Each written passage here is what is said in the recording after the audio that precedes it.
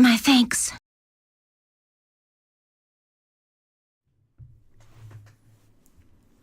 Hello. Hello. I'm glad you're here. So, this is another installment of I'm Glad You're Here. And I don't really know where to start. I just know that I haven't recorded in a very long time. It's been a couple weeks, and I really do feel like I need to put more podcasts out there. Um, but for this episode, I want to talk about this. What's my background? Um, it's Shinji Ikari from the anime Neon Genesis Evangelion, which is my favorite thing, my favorite piece of art probably that has been created ever. At least as far as right now, it's my favorite. And I just want to discuss a little bit of the significance of this show in my life because I think for a lot of people, it's who have seen it and have taken the time to understand it a little bit better. It's a little bit heavy what the show covers. And yeah, so this is me and Neon Genesis Evangelion. So I watched it a few years ago. It actually might have been 4 years ago. And it was just one of the shows I heard a lot about, but not nearly enough to get a clear picture on what it was about. But when I've always looked at it thinking it was gonna be one of my favorite things. It was just a feeling I had. Uh, and sure enough, when I watched it, it blew my mind. It met my expectations perfectly, which is interesting to say because I've never seen anything like it before, which I guess was what I was expecting. Um, but for those of you who don't know, it's about the boy, Shinji Ikari, who you see as the background for this podcast in the videos, which will probably change seeing how far this goes. I don't know. But um, so Shinji Ikari, he has like big abandonment issues uh, from his father, who threw himself into his work to be a scientist who makes big robots that fight big monsters, pretty much. Um, and his mother passed away in a test to activate one of these robots. Um, so since his mother passed away, his father threw himself into his work and left Shinji to grow up in by I don't know, a caretaker's home.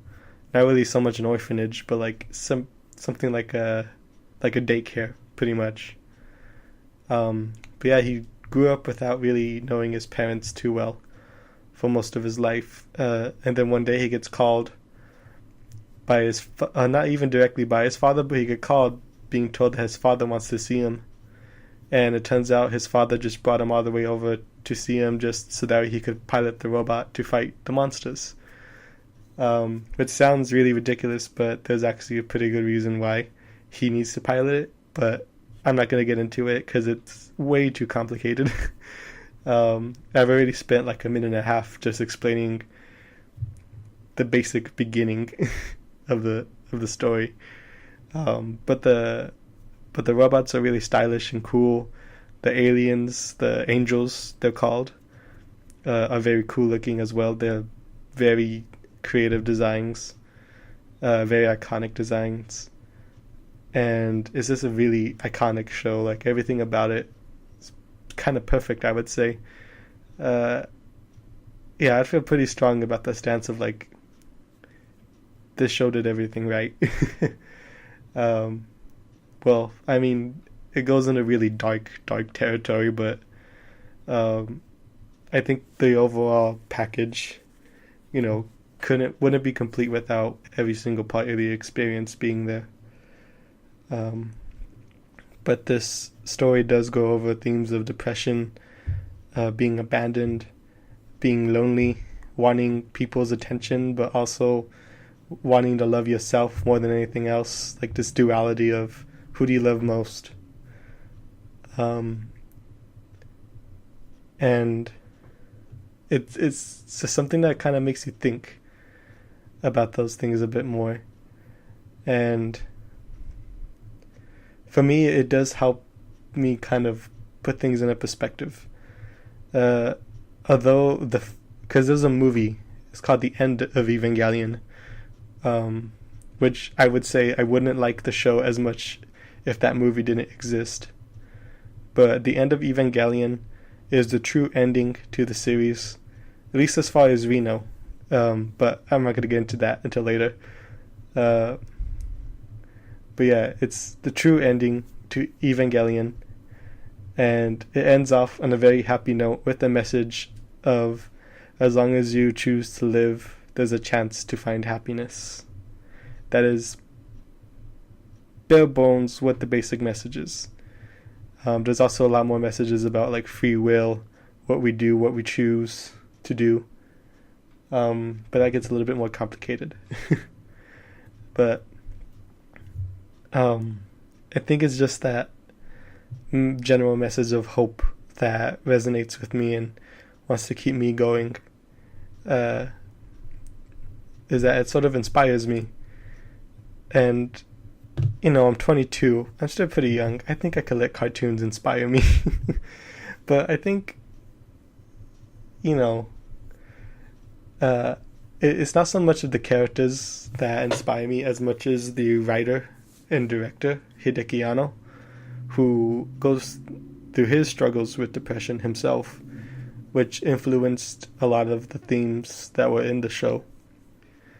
And I think knowing what he's gone through to create all that, it kind of supports my, love for it and why it helps me so much. I don't think if it wasn't for that show, I would be where I am right now, honestly. I wouldn't love myself as much as I do, which is pretty great thing for a piece of art to do. But Hideki Anno, I think I kind of am starting to go through some of the things that he's been going through. I remember when he was really young, they said that he had a hard time finding love in his life, which I do. I do a lot. It's not that I struggle to socialize, it's just I picked the wrong girls, I think. The girls who, I don't know, they have their own thing planned, and this does not involve anybody else in their plan. Which sucks, because for me, I kind of like to think that I would be somebody who elevated them and their plans. That would make me feel good.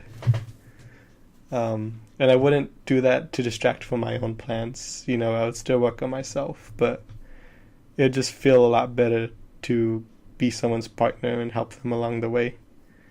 And that's kind of my dream right now, but that's a topic for another podcast, I think.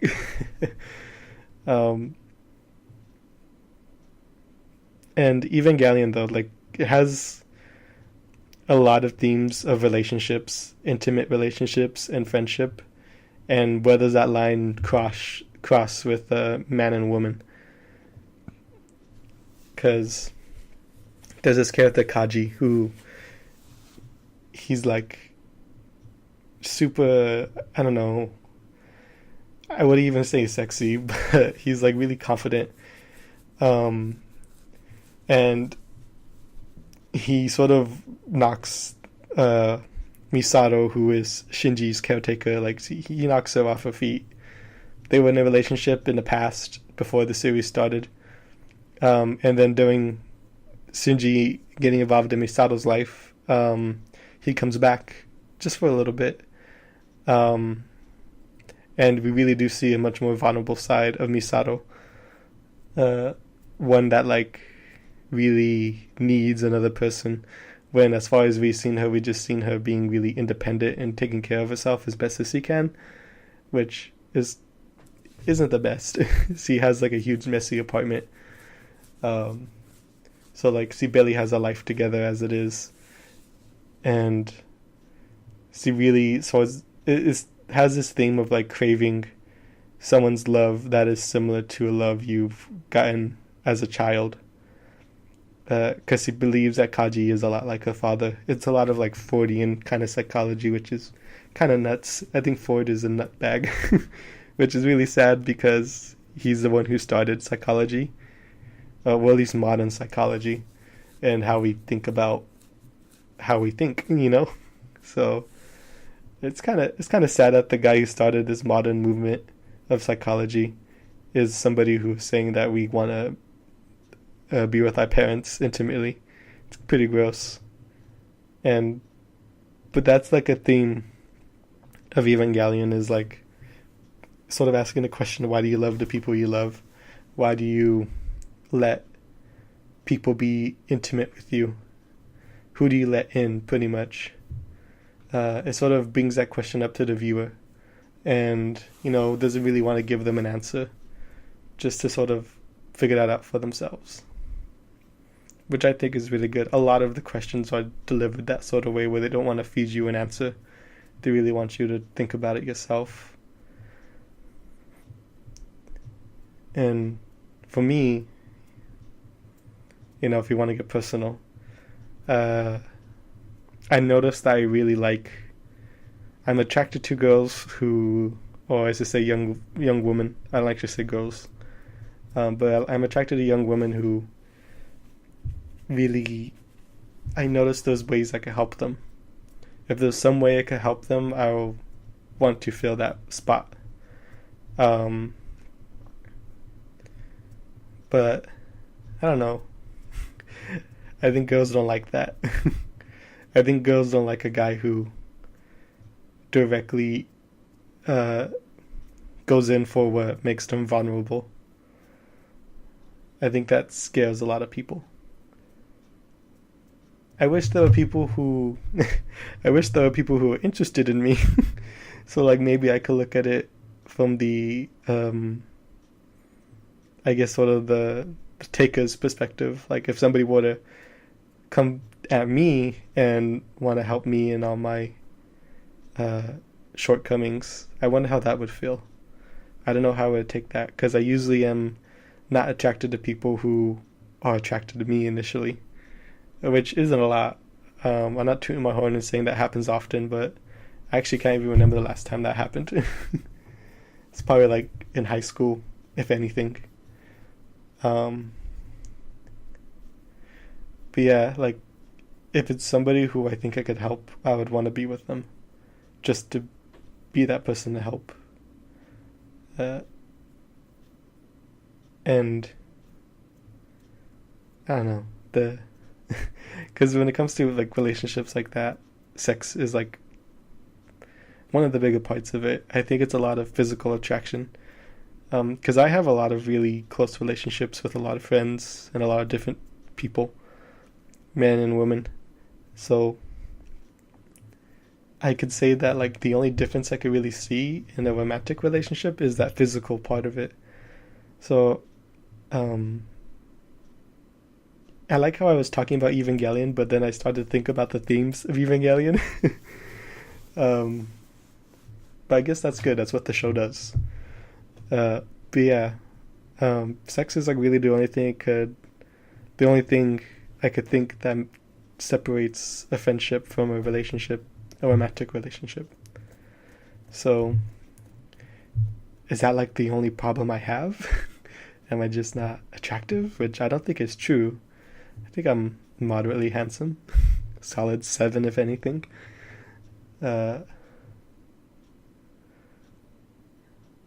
But, you know, I have my head on straight.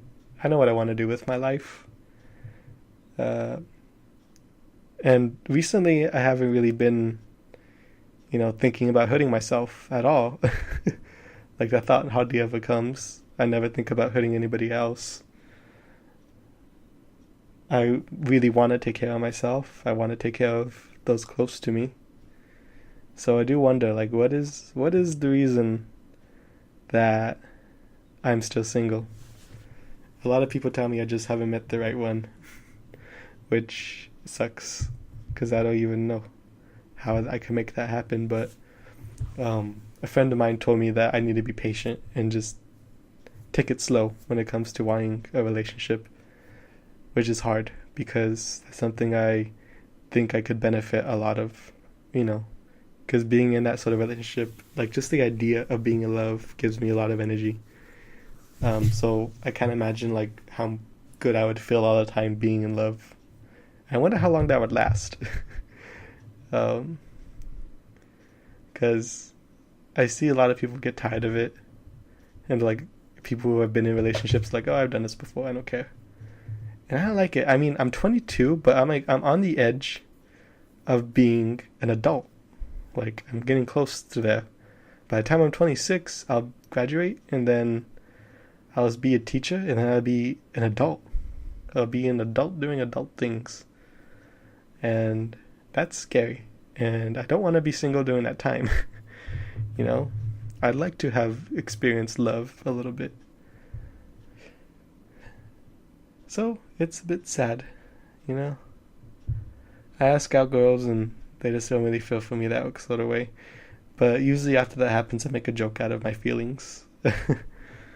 um, like I remember the last time, and it's not as big of a deal as for me, anyways, because I wrote a poem for this gal, and to me it's not that big of a deal because lately I've been writing poems all the time, so it's not a big deal. But I wrote a poem for her, and not necessarily for her. I just wrote it thinking like if I were to confess to her, how would I do it in a form of a poem? So that's what I did, just to get that feeling out there, you know. But eventually it got to the point where I asked her out. She said no, and then we talked about it a little bit, and then later on I was like, yo, I wrote this poem, I want to read it to you just so that you could say no to that. And she was telling me no, she doesn't want to because that's mean. And I told her it's mean that you're not doing it. You should reject me as hard as possible if you're going to reject me at all. But sure enough, I read it. She thought it was really beautiful, she said, and I could tell she was upset. And yeah, I was just kind of laughing about it because I was like, you know, those are my feelings for you, and you don't want any of that. I was just, at this point, it's really funny to me that I could have so much positive energy that I want to put towards somebody and they don't really want any of it. Now I'm going to make myself upset. Well, I'm not really upset. I'm just like, I'm starting to feel it a little bit right now, but it'll pass. It always does. I'm just kind of laughing about it again right now. This is so ridiculous, you know? I don't get how love works. That's one thing that I wish Ava would tell me, is how does love work? You know? What do you need to do? What kind of person do you need to be to get love from a good person? Somebody who you would help as they help you. That's what I want. Love sucks sometimes. Rejection sucks, I should say. Being lonely sucks. Which is a whole topic I want to get into in a different podcast, but I'm supposed to be talking about Evangelion. But this has been a bit of a talk about a theme from Evangelion, isn't it? Like loneliness, relationships, how it is to connect with somebody. Like, I don't know how to connect with people. I don't know if I'm doing it right. If I am, I'm not doing it in the way that I want. I'm not doing it to get the results I want. But yeah, Evangelion, though, like, it covers that, you know? But nobody really, I'm not a Kaji. Nobody really wants to be with me. I don't know, if I had to identify with any character, it would probably be Gendo, maybe? In regard of my relationship. But then again, I haven't been married, so not really even that. Man, everybody in Ava is like getting more than me. I think everybody's getting more than me. I'm probably like gonna be a nun forever. Yeah. It sucks because I really care about people. Oh man, This was like supposed to be a fun conversation about Evangelion, but I guess this is what the show does to you. It makes you look at your life and think about how you wish it was better. Man, I don't even know. I'm just sort of talking to this microphone and like wondering, what do I do? And nobody's gonna watch this, so like, who the hell's gonna tell me what I should do to be in that kind of relationship? It sucks. But anyways, it's been 20 minutes. Barely talked about Ava. But Ava, yes, it is a very positive show. I might actually watch the movie right after this because it pumps me up.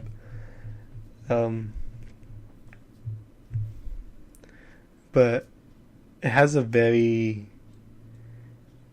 It's really hard to understand. Like, if you're watching it for the first time, you may not get what's going on because it doesn't feed you all the information directly. A lot of the setup has already happened in the background, and you just kind of have to pick up on it. Because the characters aren't really going to spell out what an AT field is. Which, by the way, I love the concept of an AT field. I'll explain that, though, because that's not really a spoiler. So basically, an AT field is, in this world, it's what makes you a separate being from anybody else. So everybody has this invisible field called the AT field that holds them together. Every living creature has that. And without this AT field, you'll melt, pretty much. You'll become like this gelatinous thing. Everybody will. And you'll lose your sense of self. But, you know, being yourself causes you to understand yourself. It gives you your identity. It makes you different. But it also causes you to feel pain because you're different. Everybody's different. So everybody's going to feel pain. Everybody's going to be hurt and get hurt. I'm sorry, everybody's going to be hurt and they're going to hurt others because that's what it means to live. That's what it means to be different, to make your own identity. So I think that's a very important theme to Evangelion, is the idea of self-identity and what it does for yourself and others. It causes pain, but also causes your own life, you know? So if you're not feeling any pain, you're not living. You're not having a sense of self. So yeah, that's Evangelion, which I think that might go into my question of like, why can't I get the good ladies? Maybe it's because they all have their own strong AT fields on their own, you know? Maybe they have their own sense of self that's so strong that they can't let me in, pretty much. And, you know, they hurt me by rejecting me. But that creates the self, you know, that creates who they are. Somebody without Rudy by their side in that way. So looking at it that way, it feels a little bit better. Instead of thinking that I just don't have the qualities. Which I don't think is true. Logically, I look at myself and I think I'm a catch. So anybody's lucky that I even have those feelings for them. I mean, it happens once a year, just because I'm single. If I wasn't single, and I had a lady in my life that, Nelly, can't even tell you. But yeah, it's like, it's really hard for me to even want to feel that way about anybody. So yeah, that's Evangelion. And I think it has built up a lot of the way I think about things. Again, like just the whole tangent I went on about what an AT field is and how I applied it to the reason why I'm getting rejected so much. You know, it helps me like put things in the perspective a little bit. Instead of thinking that like I'm rejected because girls don't like me, I could think about it because that's who they are. That's their identity, is one without me. You know, it makes it a little better. but I would really recommend watching Evangelion. And honestly, keep an open mind about it. And not just an open mind, but an active mind. Like, really think about what's happening. Sort of pay attention to all the cues and the pictures. It's... A lot of people could watch anime like a really mindless kind of way, but this is a show you could really benefit from turning on your little noggin and thinking about what you're seeing on the screen. Because there's a lot happening in the background that they don't explain. That, is what sort of what my literature teacher sort of said about specifically writing from Japan, is that instead of telling you straight out what the theme is or what the message is, they sort of sprinkle stuff around the idea and never really hit it on the mark, just to make you think about what you're seeing. Which is why I like a lot of Japanese writing, is because they make you think about it a little bit more. Instead of, just telling you straight out what the theme of a movie is. Like that new Ghost in the Shell, which is terrible. I should probably do a podcast talking about Ghost in the Shell, because that's a really great movie as well. And I'll talk about the movie and for like 2 minutes until I go off talking about my own loneliness. But no, like it does have a lot of themes that apply to real life. It has a lot about death as well. And Goat Jesus, he made a really good series of videos, I think. Oh, maybe it was just one, where they talked about the duality of sex and death and how that's a theme of Evangelion, and that sex being the closest you could ever be to somebody and death being the furthest. So just that alone really makes you think about what happens in the show a lot more deeply, a lot more profoundly. So that's something to keep in mind as well. But what else? But yeah, Evangelion's very fun. Great music, great designs, great action. Love Evangelion. It's my favorite show. It's my favorite thing right now. But yeah, I don't know what else to say about it. I love it. But yeah, I really hope you check it out. The DVDs are like impossible to find though. Like I was very lucky, and I got the DVD set for $80 on eBay, when they usually go for like $400 because they're out of print. So you probably have to like torrent it. Not that I condone that, but it's probably what needs to be done.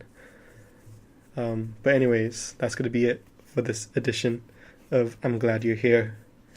And Evangelion is one of those things that, when I'm feeling down, depressed, and it's something that helps put in perspective some of, maybe some of the unfairness or some of my own shortcomings. It makes me put them into perspective that makes me feel better about things. And just that simple message of, as long as I'm alive, there's a chance of happiness, is a really optimistic way to feel about things. So I put in some effort into trying to remember that message.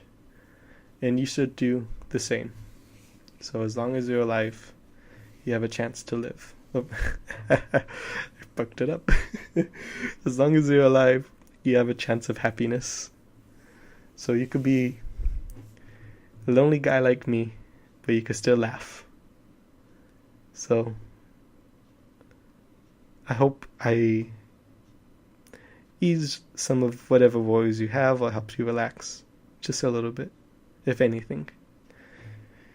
So this is Rudy. I'm glad you're here, and I'll see you in the next one. Bye-bye.